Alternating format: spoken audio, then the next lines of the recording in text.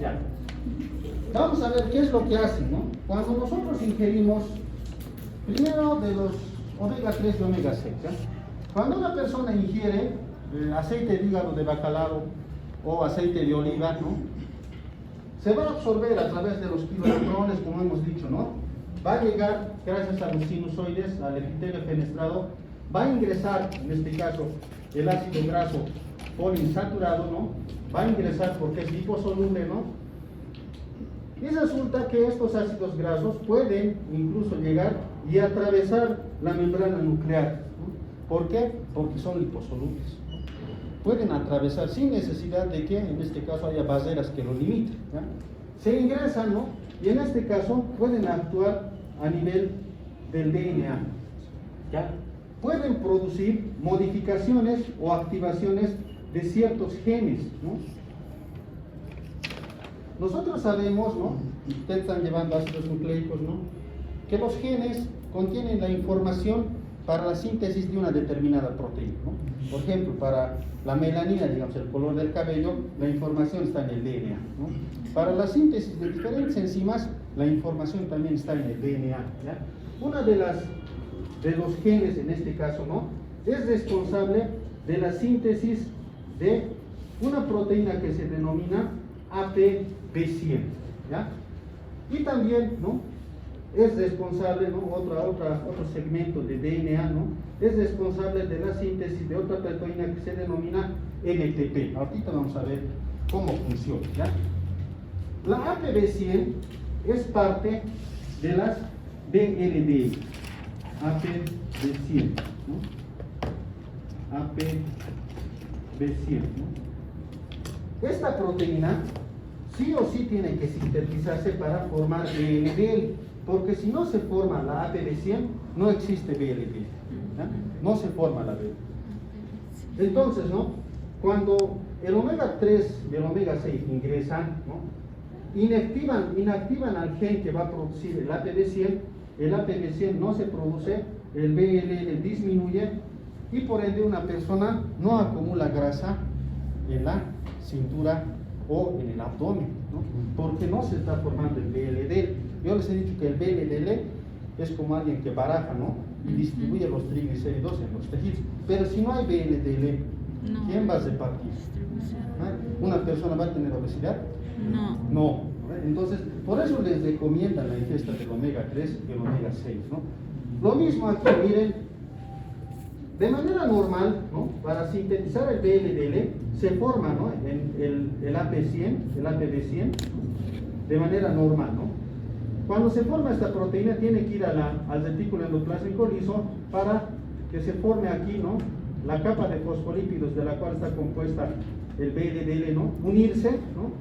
Y hay una proteína, la MTP, es responsable de introducir los triglicéridos al interior de la BLDL, ¿no?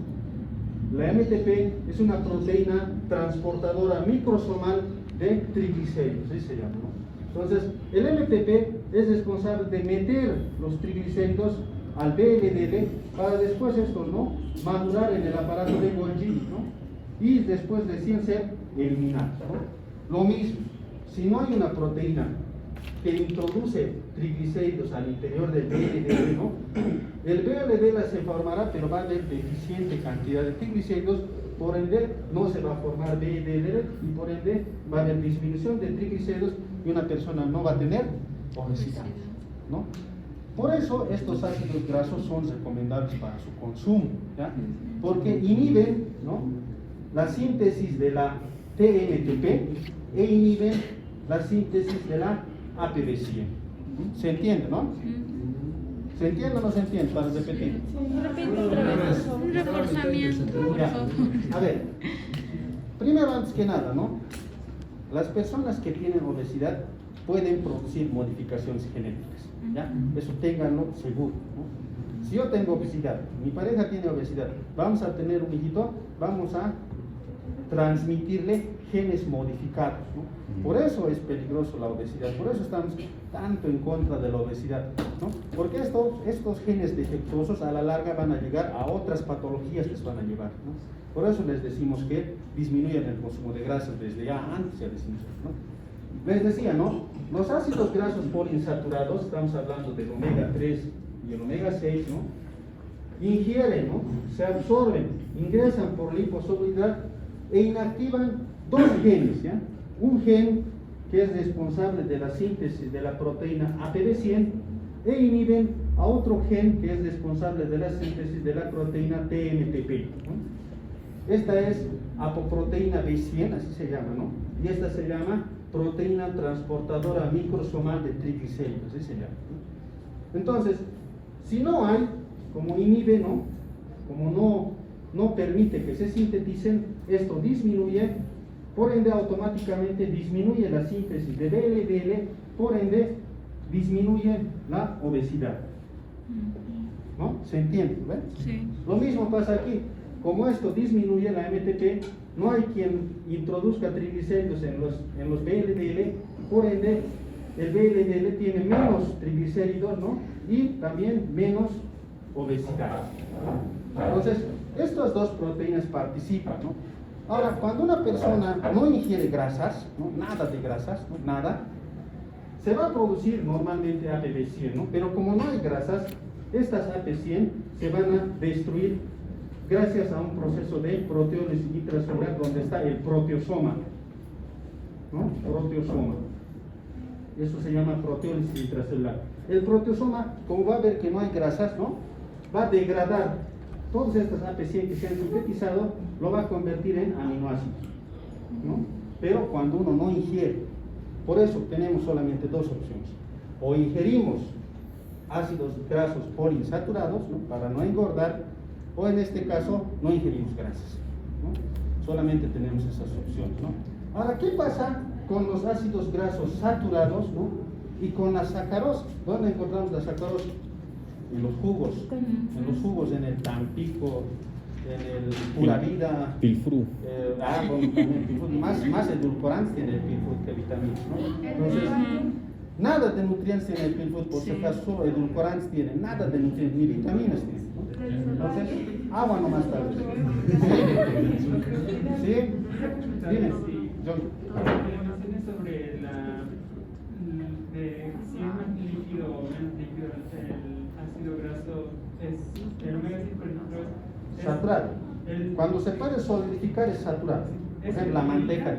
Es evita que entre para hacer este proceso, lo que facilita, por ejemplo, el omega 6, 3 o 9, que son más saturadas, más solubles, son a temperatura ambiente son líquidas, y las saturadas no son líquidas. Eso facilita que entre el proceso, no tiene mucha relación. No tiene mucha relación. Ahorita más que todo, ¿no? Tiene que ver su estructura, ¿no? Su estructura molecular, ¿no? Porque los dos son liposólidos. Evidentemente con la temperatura, ¿no? Como dice John, esto es más líquido, por decirlo así, y esto puede solidificarse. Las saturadas pueden solidificar. La manteca se utiliza para fabricar galletas, se utiliza para utilizar masas, ¿no? Como tortas. Por eso les recomendamos que no ingieran o que reduzcan el consumo de estos alimentos, ¿no? La sacarosa, como les decía, en los jugos, ¿no? ¿Qué hacen estos? Es lo inverso al otro, ¿no? Lo que hacen estos es activar a estos genes, ¿no? Ya no los inhiben, los activan. Si los activan, se va a formar más AP100, ¿no?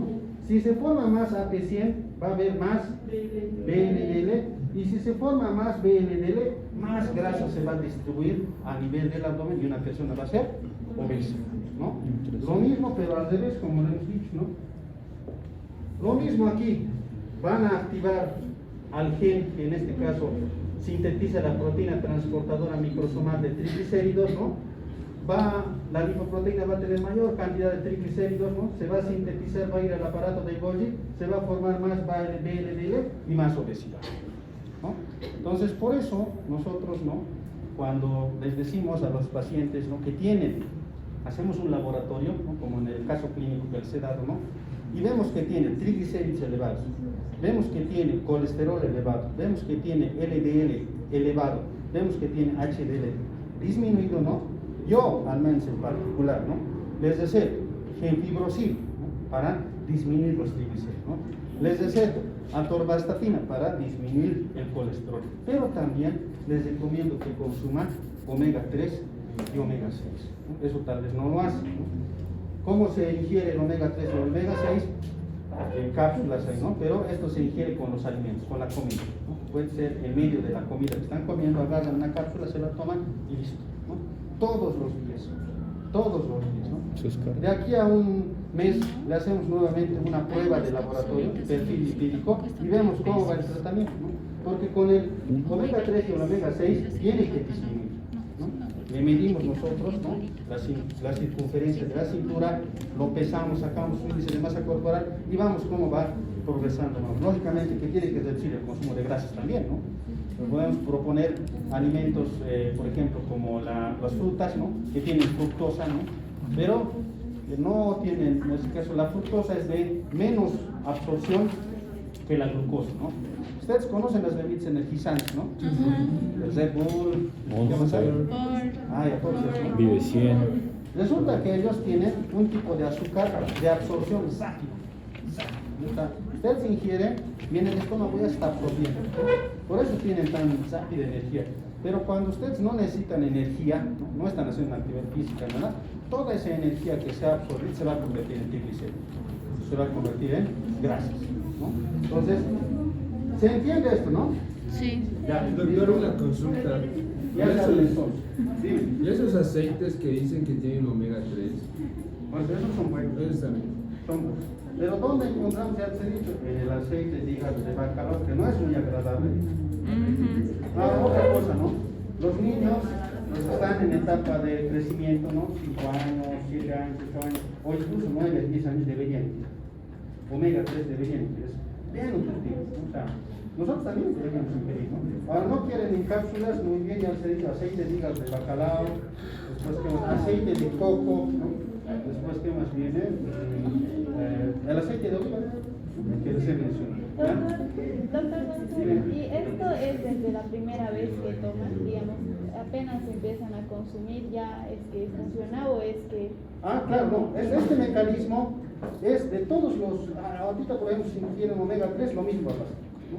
O sea, en este momento, ¿no? Pero cuando una persona tiene obesidad es más recomendable, ¿no? Porque disminuye, ¿no? O sea, es menos obeso. O sea, un paciente que ya es obeso, que ya le diagnosticado obesidad, ¿no? Digamos, grado 2, digamos, ¿no? Entonces, yo le doy, ya se ha dicho, ¿no? En fibrosilo, le doy atorvastatina y le doy omega 3 y omega 6 como parte de su dieta diaria. Ese es mi tratamiento, para que vaya a reducir de peso, ¿ya? Actividad física también. La actividad física es muy importante, ¿no? Para, en este caso, que más todo esto vamos a ver en la imagen de aquí, ¿ya? De unas diapositivas también. A ver. Entonces hemos dicho que las LDL son malas y las HDL son buenas, ¿no?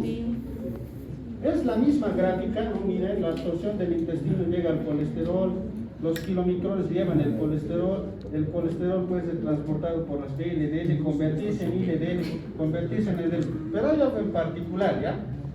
Las LDL, cuando llevan el colesterol a los tejidos periféricos, ¿no? Especialmente al vaso sanguíneo, lo depositan en el subendotelio, ¿no? Nosotros tenemos la capa íntima, ¿no? La capa muscular y la adventicia en los vasos sanguíneos, ¿no? En la capa íntima está el endotelio y abajo está el subendotelio, donde es tejido conectivo laxo, ¿no? Entonces el LDL lo va metiendo ahí al colesterol, ¿no? En el subendotelio, ¿no? Cuando lo mete al subendotelio, las células del sistema retículo endotelial, como los macrófagos, ¿no? Reconocen que no es normal que se esté acumulando colesterol, entonces lo fagocitan, ¿no? Lo fagocitan al colesterol, ¿no? Van acumulando tanto colesterol dentro de su interior que llega un momento en el cual ya rebasa su capacidad de almacenar, ¿no? Llaman a otros macrófagos para que agarren al colesterol que está en exceso, ¿no? Y al llamar empiezan a producir citocinas, ¿no? Y esas citocinas son la interleucina 1, interleucina 6, interleucina 8, factor de necrosis tumoral. Libera citoquinas y se produce un proceso inflamatorio, ¿no? Más células vienen, ¿no? Y después de producirse una inflamación, ¿no? Producto de esto vienen y se forman los fibroblastos, ¿no? Y posterior a ello se forma una cicatriz. Por eso, después de la formación del ateroma, viene la arteriosclerosis, ¿no? Y la arteriosclerosis después predispone, ¿no? A la formación de placas y finalmente al infarto agudo del miocardio. ¿Se acuerdan del paciente que nosotros teníamos, ¿no? Que les he leído, ¿no? Entonces, todo esto, pero le ha tomado tiempo, no ha sido de golpe, ¿no? Ese paciente tenía 20 años para tener el mismo hábito, ¿no? Entonces, en ese tiempo se ha ido formando todo esto. Por eso hemos dicho que la LDL predispone a los infartos agudos de miocardio, ¿ya? Pero ¿qué hace el HDL? El HDL, ¿no? Es el que lleva el colesterol que hemos dicho, ¿no? De los vasos sanguíneos o los tejidos periféricos para después ser eliminado, ¿no? A través del intestino por medio de las heces, ¿no? Algo bien concreto. El colesterol solamente puede ser eliminado como sales biliares, ¿no? No hay otra manera. Si yo les pongo ahí, ¿el colesterol se puede eliminar vía urinaria? No. El colesterol se puede eliminar en las heces, sí, pero como parte de las sales biliares, como parte de las sales, ¿no? Conocen ustedes la estructura del colesterol, ¿no? Tiene 5 anillos, ¿no? ¿Conocen, no? Han llevado síntesis del colesterol, ¿no? ¿Por qué no miran con esa cara? Síntesis del colesterol, ¿no? O sea, vamos a ver cómo es. Para la síntesis del colesterol se necesitan 3 moléculas de acetilcoenzima, ¿ya? Entonces, ¿no? El colesterol tiene 5 anillos, por eso se llama ciclopentano perhidropenantreno, así se llaman esos 3 anillos, ¿no? Nombre larguito, ¿no? Pero esa estructura no puede ser destruida, no hay ninguna enzima que pueda destruir esa enzima. Por eso la única manera de eliminarlo es mediante la secreción de las sales biliares, como parte de las sales biliares. Es la única manera de eliminar el colesterol. Los triglicéridos no se eliminaron así, ¿no? Los ácidos grasos se convertían en acetilcoenzima A, ¿no? Por la beta oxidación, y estos se quemaban en caloría y desaparecían, ¿no? No había necesidad de eliminar ácidos grasos por las heces o por la orina, ¿no? Pero en este caso el colesterol es directamente por las sales biliares, ¿ya?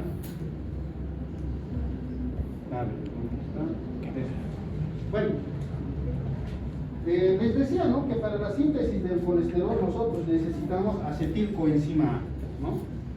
Vamos a hacer un análisis de cómo sucede esto, ¿ya? El primer paso para que una persona tenga hipercolesterolemia y después ateromas es que primero tenga hiperglicemia, ¿ya?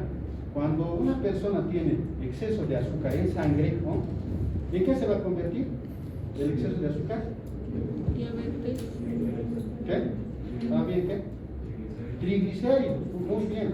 Cuando una persona tiene exceso de azúcar en sangre, se va a convertir en triglicéridos, ¿no? Cuando haya exceso de triglicéridos, ¿qué va a pasar? Estos se van a degradar en 3 ácidos grasos y un glicerol, y este ácido graso va a entrar a la mitocondria para convertirse en acetilcoenzima. Cuando haya excesiva cantidad de acetilcoenzima dentro de la mitocondria, cuando ya no se pueda almacenar, estos se van a convertir en colesterol y va a predisponer a la hipercolesterolemia. Entonces esa es la secuencia, ¿no? Ahí me decía, ¿no? Doctor, pero ¿cómo podemos saber que una persona va a desarrollar un ateroma o un infarto agudo de miocardio? ¿Cómo podríamos adelantarnos el nivel de azúcar? Si el nivel de azúcar se eleva, viene la hipertrigliceridemia y posteriormente viene la hipercolesterolemia, y después viene el ateroma, la arteriosclerosis y el infarto agudo del miocardio. Esa es la secuencia de eventos, ¿no? Para producir no solamente eso, diabetes mellitus, hipertensión arterial, accidente cerebrovascular, nefropatía por lesiones a nivel de los vasos sanguíneos, de tantas patologías, él no solo, ¿no? Por el hecho de ingerir excesiva cantidad de grasas saturadas y sacrados, ¿no? Ya, pero nosotros hemos dicho, miren, aquí está la mitocondria y aquí está el citoplasma del hepatocito, ¿ya? Aquí hagan de cuenta que está el retículo endoplásmico liso donde se sintetiza el colesterol, ¿no? Les decía, ¿no?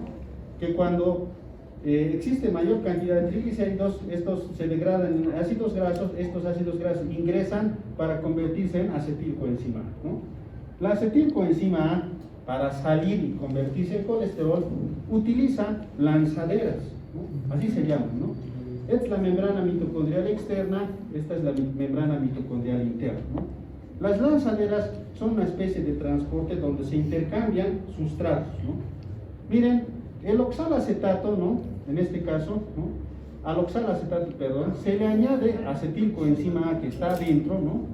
Y así se convierte en citrato, ¿no? Se elimina la coenzima A y se convierte en citrato. Por otro lado, miren, al interior del citoplasma también tenemos oxalacetato, pero este oxalacetato se le añade NAD reducido, ¿no?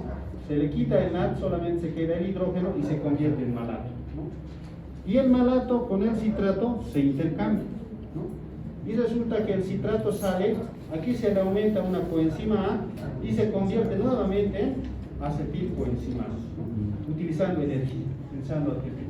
Entonces, de esta manera sale la acetilcoenzima A, ya les he dicho, ¿no? 3 acetilcoenzimas A van a ir al retículo endoplasmático liso para convertirse en colesterol, ¿no?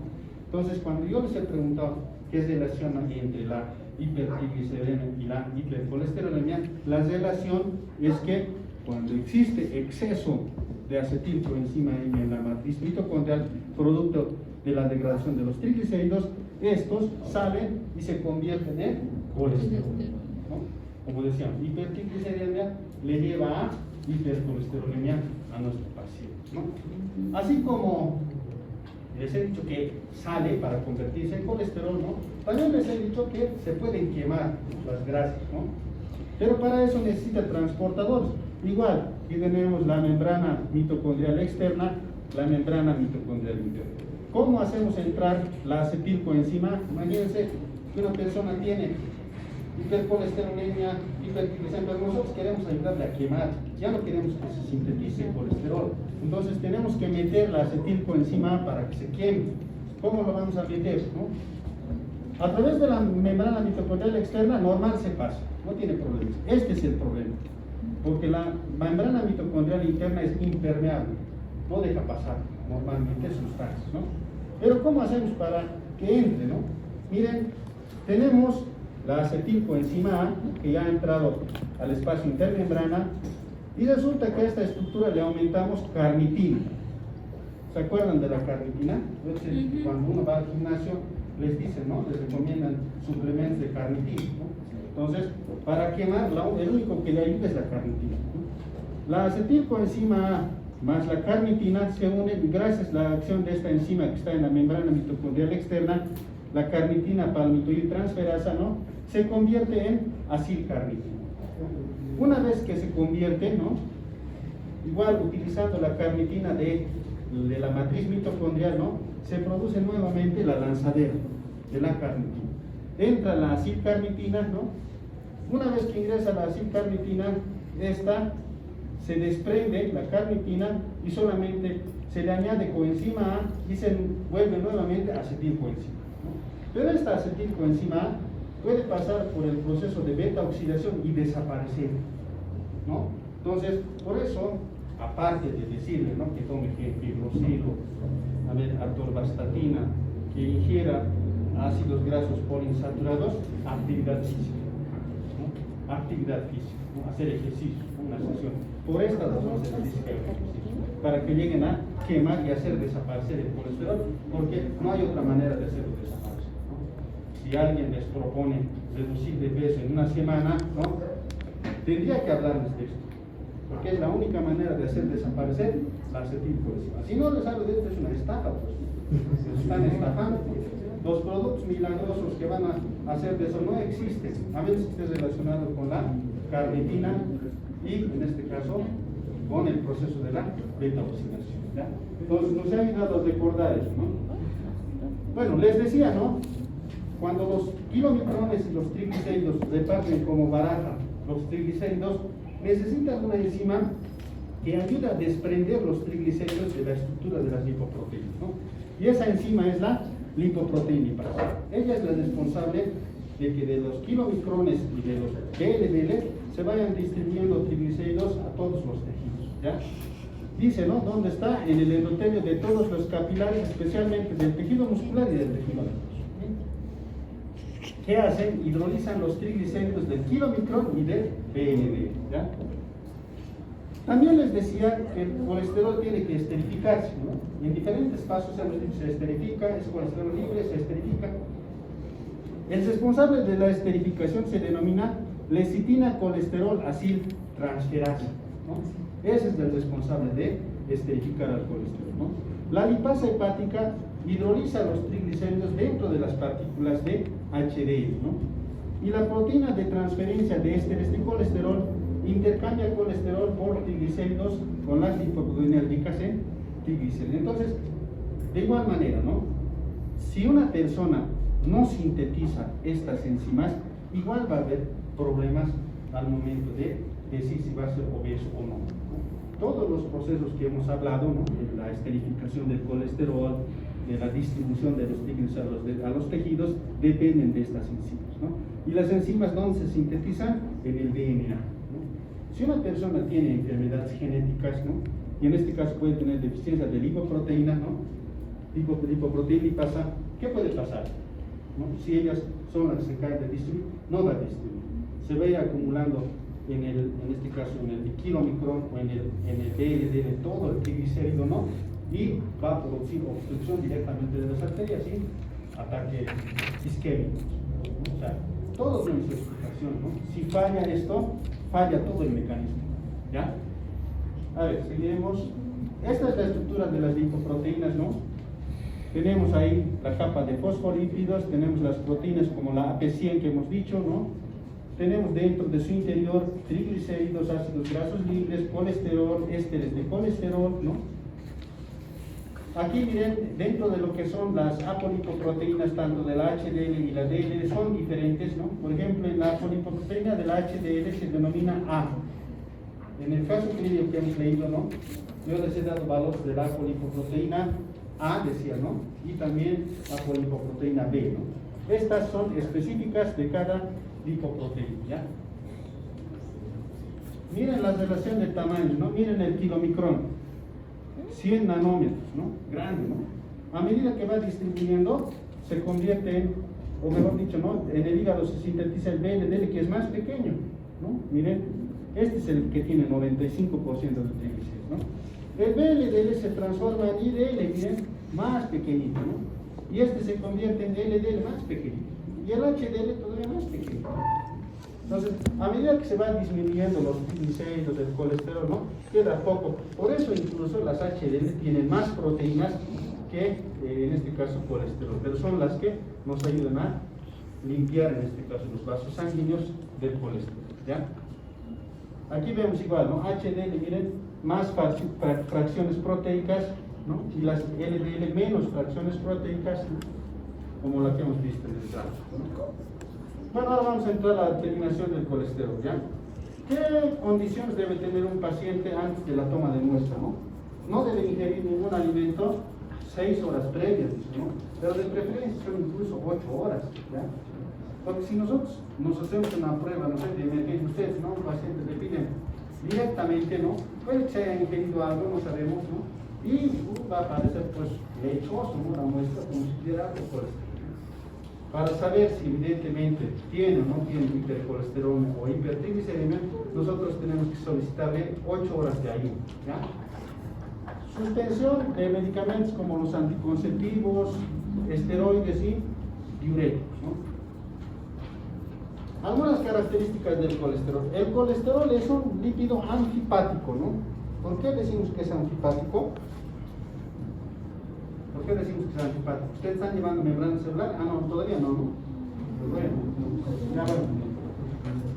Se dice que es anfipático porque tiene una fracción hidrofílica y una fracción hidrofóbica, ¿no? Por eso es anfipático, ¿no?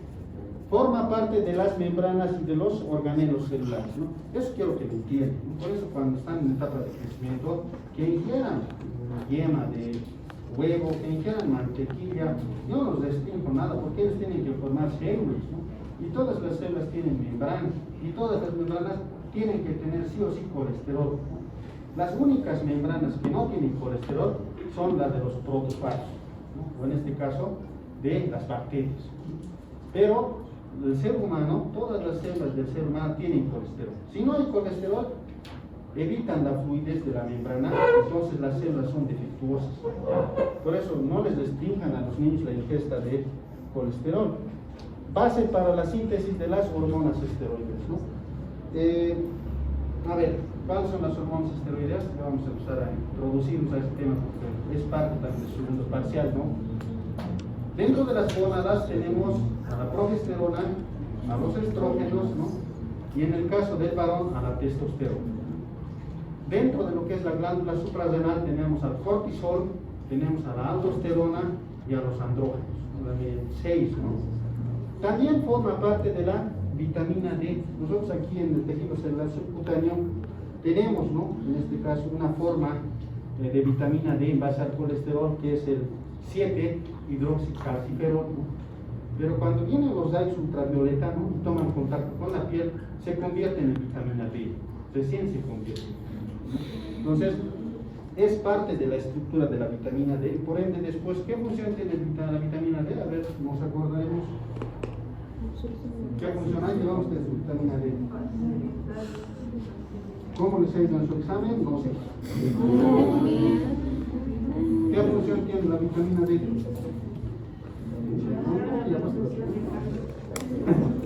¿Cómo es? ¿Qué función tiene?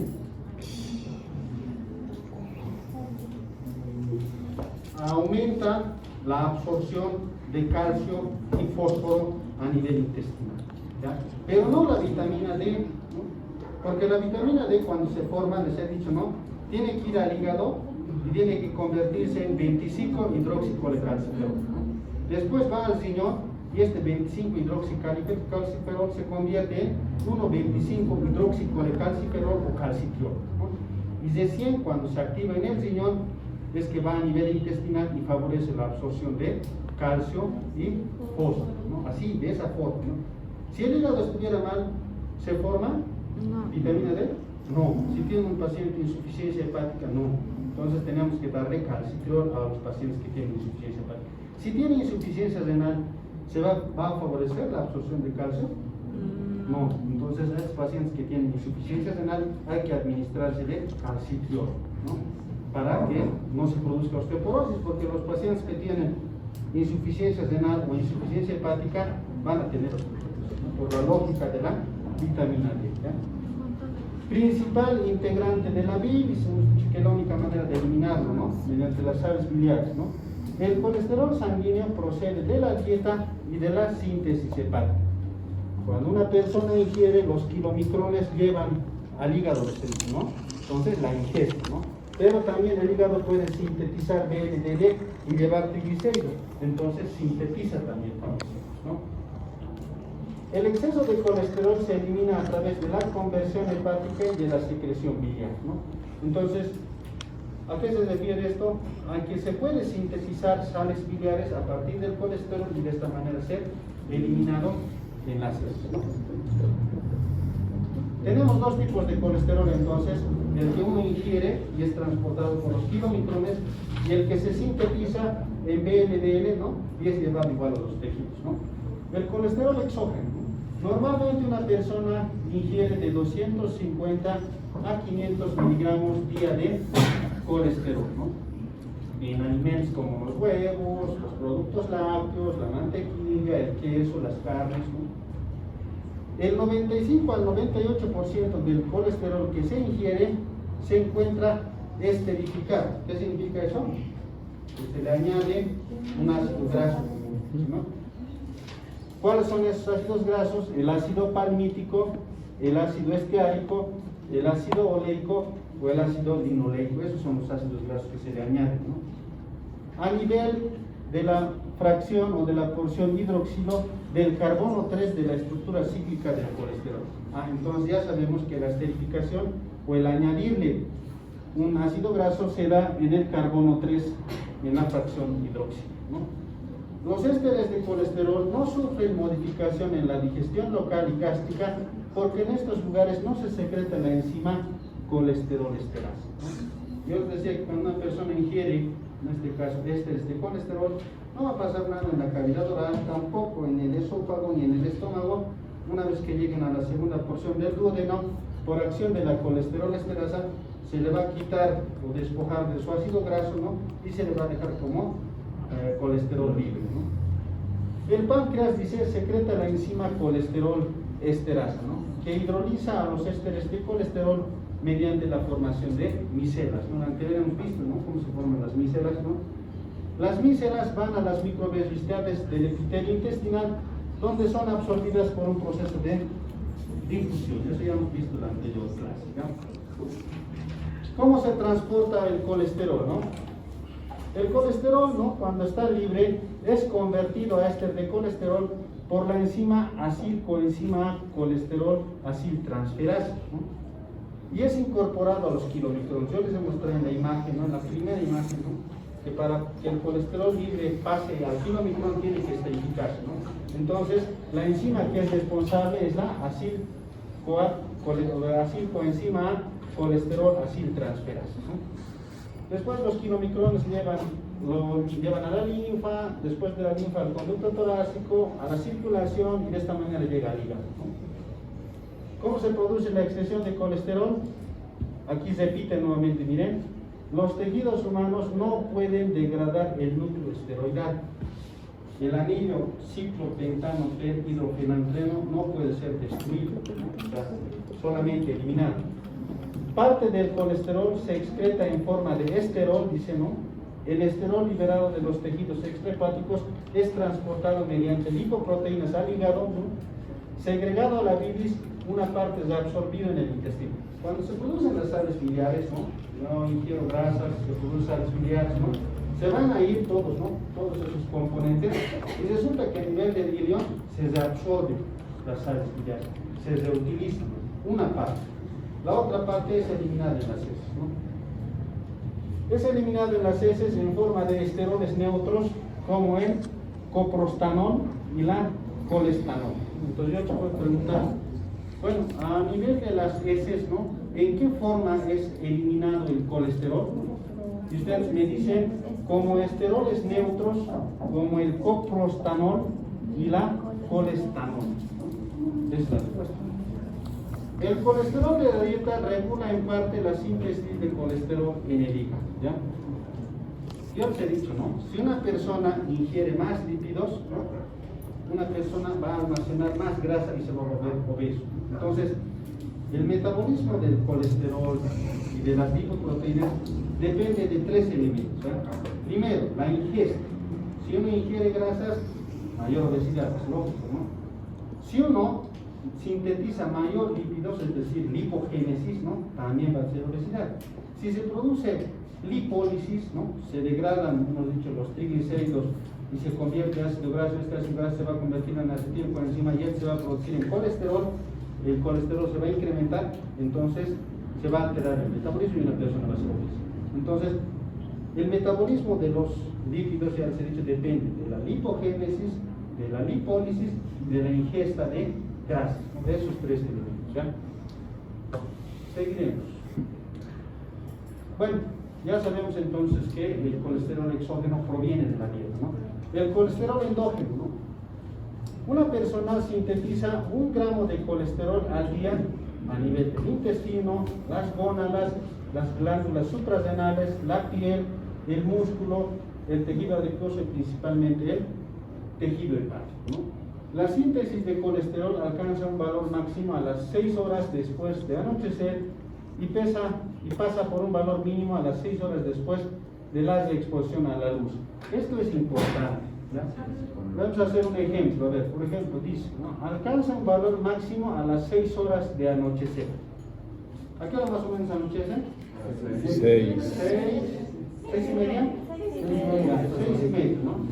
7 y media, 8 y media, 9 y media, 10 y media, 11 y media, 12 y media, ¿no?, es su principal pico de síntesis.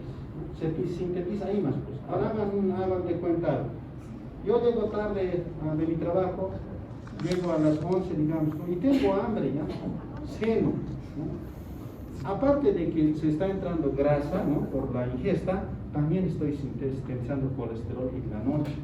Los dos, ¿no?, en la noche, también producen mayor obesidad, ¿no? Por eso se les recomienda que no ingieran alimentos en la noche, ¿no? Solamente cenen algo ligero, maicena, avena, ¿no?, cereales, ¿no? Entonces, esa es la explicación de por qué no se debe ingerir alimentos en la noche, ¿verdad? Ningún tipo de alimentos. Grasas. Graso. Pueden ingerir, pero menos graso ni sacarosa. No grasas saturadas ni sacarosa. O sea, Coca-Cola no.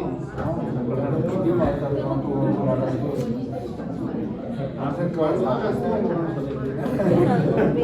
ya.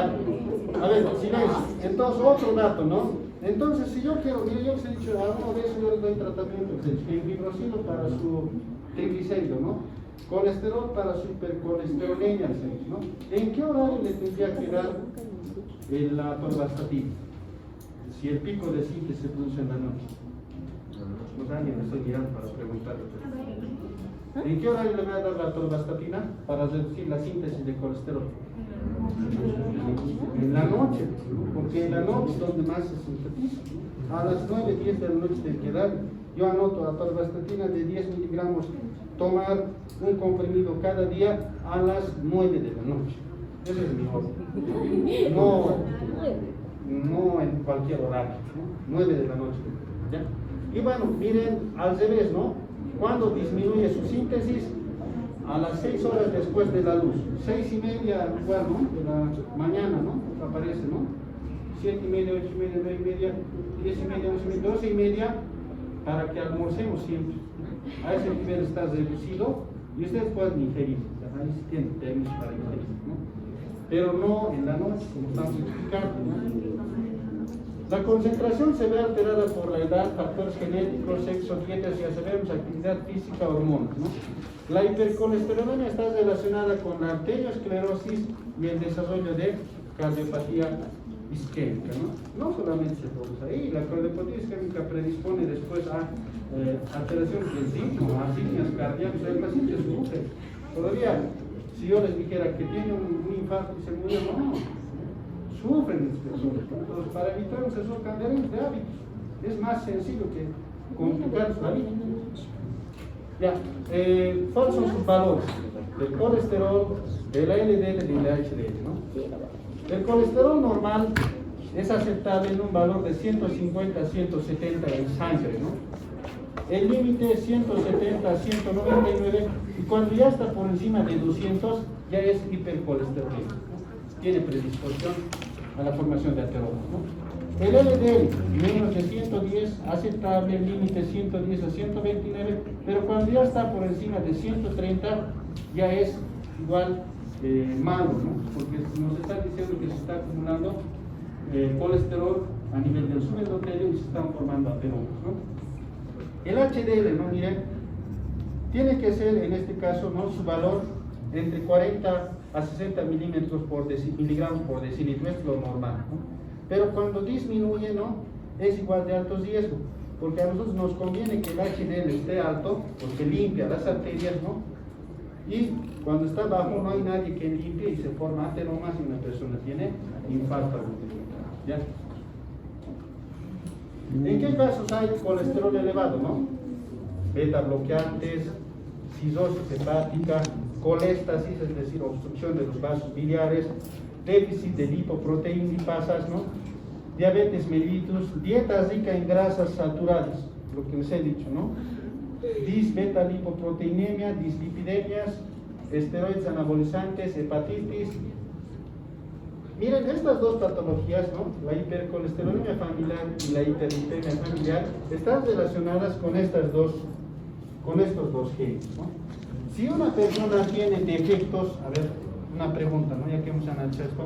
Si una persona tiene defectos en este gen, no se va a producir la APB100. ¿Y qué va a pasar con esta persona? ¿Qué trastorno puede tener? Haremos el mismo jueguito. No hay genes, no es como si estuviera inhibido, ¿no? Hay alteración o modificación de ese gen, ¿no? No se forma BLD, disminuye, ¿no? Especialmente si nacen, porque los que nacen tienen problemas congénitos o genéticos, ¿no? Entonces, ¿qué va a pasar?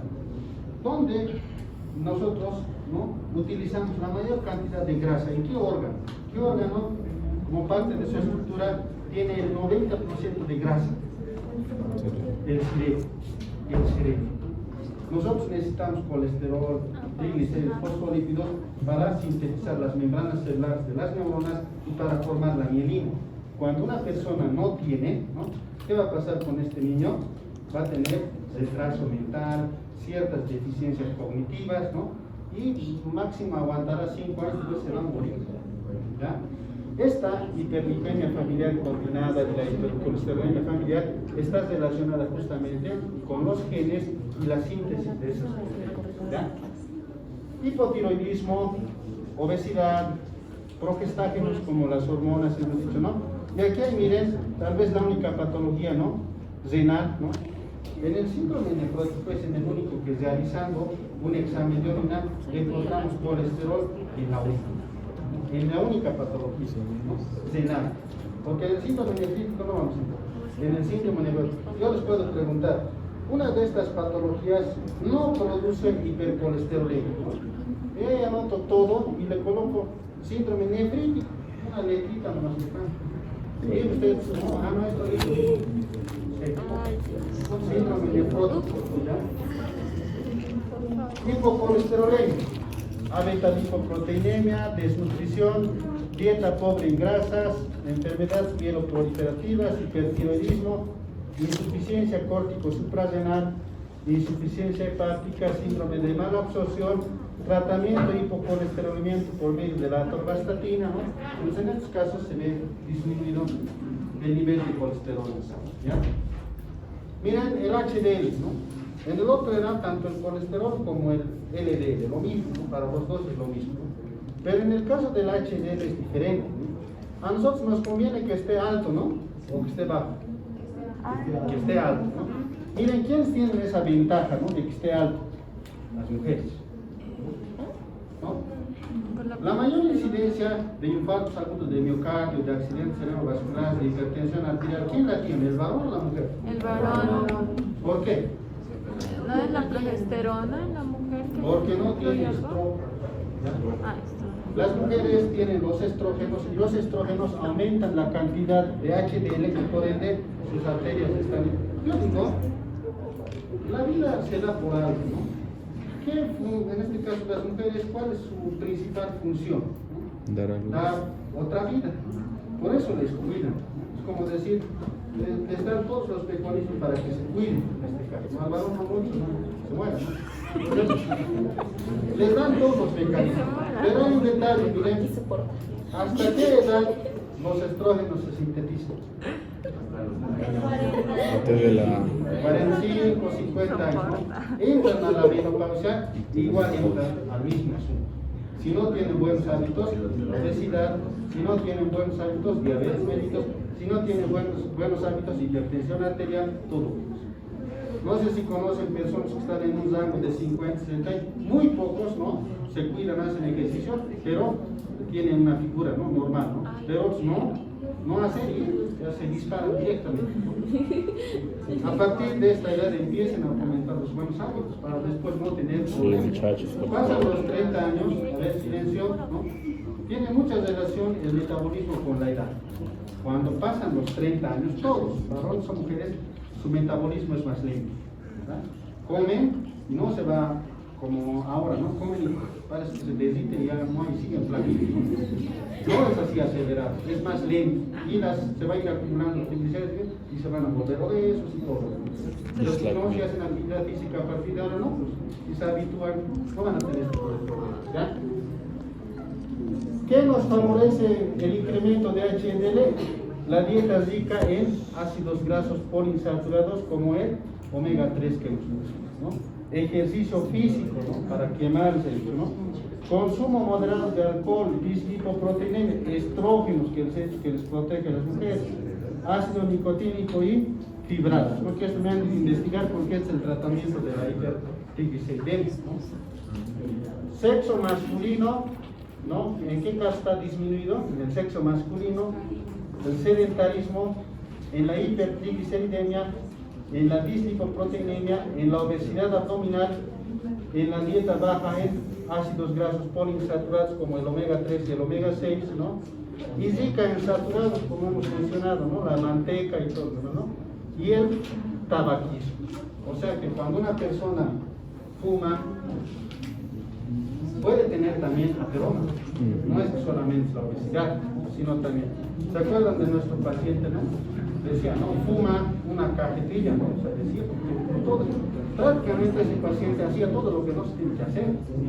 Entonces era un ejemplo de cómo una persona tiene que cambiar los hábitos, en este caso, para evitarse problemas de salud, ¿ya? Tenemos lo que es la determinación de las lipoproteínas, como un resumen ya de todo lo que hemos hablado. Tenemos tiempo todavía. Dice, ¿no? Las lipoproteínas, silencio, son proteínas sanguíneas que tienen la función de transportar lípidos, ¿no? Ya sabemos, ¿no?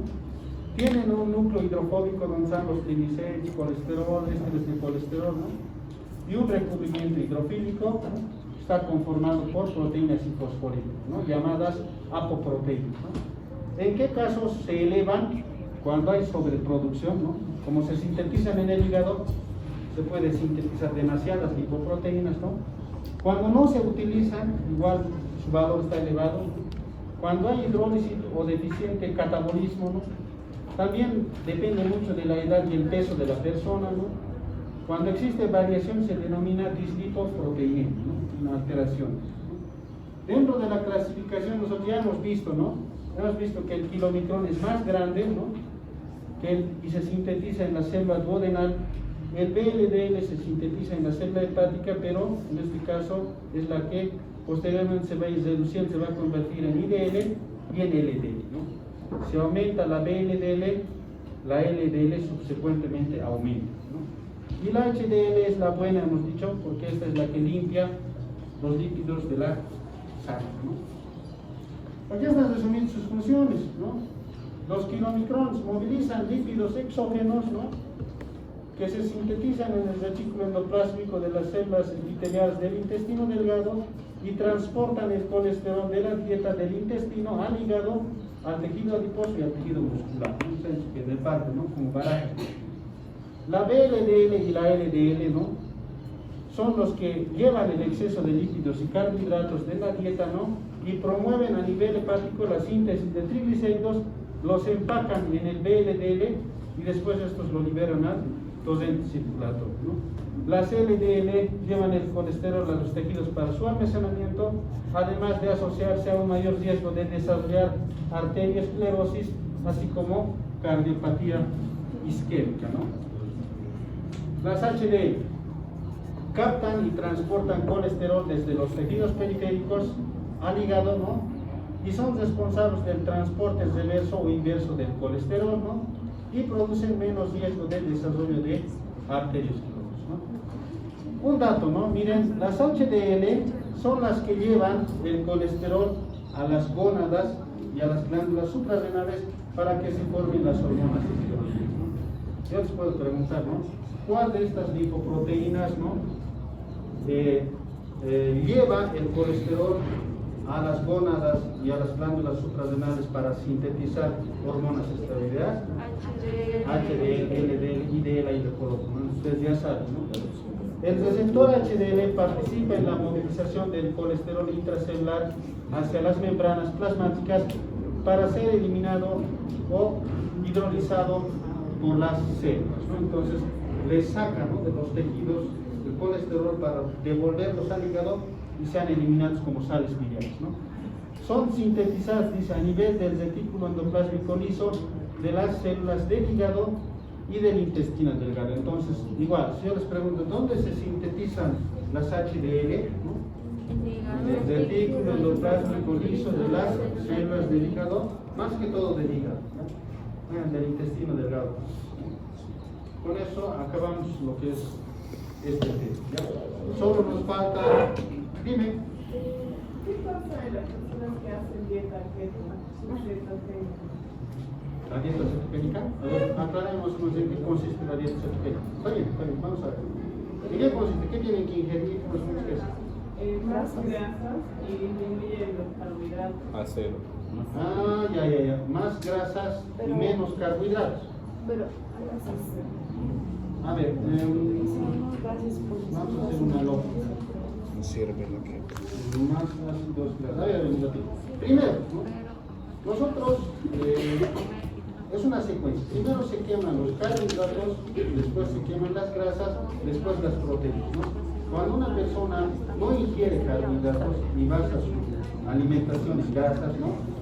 Lo que va a hacer el cuerpo es convertir esta grasa en carbohidratos para almacenarse.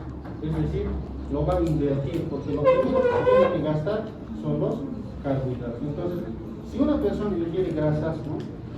La lógica de esa dieta consiste en que ese colesterol, ese líquido se va a convertir en carbohidratos, ¿no? Y de esta manera va a reducir el acúmulo de grasa que tenemos. Pero hay una cosa, ¿no? Esto es lógica, ¿no? Pero de que funciona o no funciona no sabemos, ¿no? Sería bueno que una persona haga un experimento, porque eso debe ser para tiempo, ¿no? Digamos, esa dieta, ¿no? Esa dieta tiene un tiempo. Por ejemplo, hagan esa dieta, digamos, por 4 semanas, ¿no? Y hay que ver el resultado. Tendría que reducir la circunferencia de la cintura. Tendría que haber evidencias de que sí funciona. Pero esa es la lógica, ¿no? Cuando una persona ingiere grasas y no hay carbohidratos, el organismo convierte estas grasas en carbohidratos, porque nosotros necesitamos la glucosa para el cerebro, ¿no? Porque es la única, en este caso, fuente de energía de las neuronas, ¿no? Entonces tiene que convertirse, ¿no? El cuerpo distribuye y lo convierte y así disminuyen las grasas del abdomen. En eso consiste. Esa es la lógica, pero hay que hacer un experimento.